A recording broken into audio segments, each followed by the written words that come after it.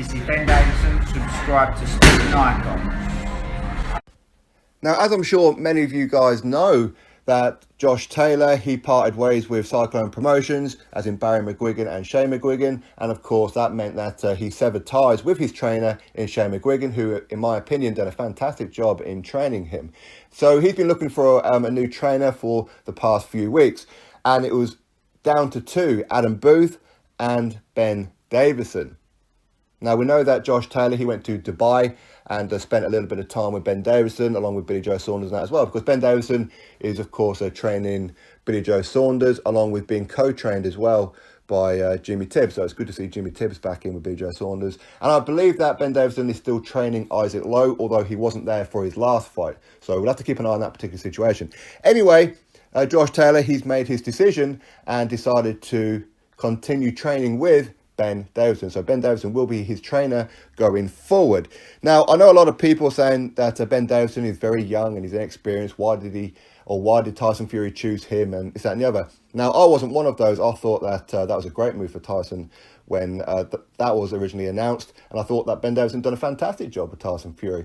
And a lot of people who weren't particularly on the hype train with Ben Davison like I was, certainly was when they watched the BT Sport breakdown of Wilder and Fury. Ben Davison showed that he knows exactly what it is that he's talking about. He can break down a fight. He can see the strengths and the weaknesses of each fighter. The little subtle things that most of us wouldn't have noticed, but he does.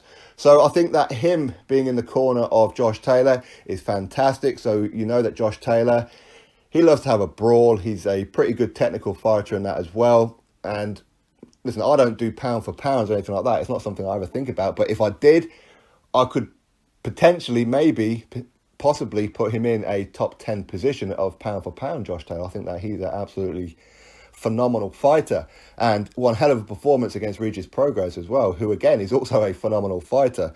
But him joining up with Ben Davison is going to add to his game. Ben Davison, he may not have the longevity of experience that a lot of fighters love, but he's got the enthusiasm, he's got the youth, and he's got the energy, and he's got the eye to see, okay, this is what you do in certain situations. This is what this particular opponent does. Now, Josh Taylor, he will be taking on these mandatories soon. I know a lot of people are not too happy about that one, but it is what it is, and then maybe go on for a undisputed fight, hopefully in his very next fight.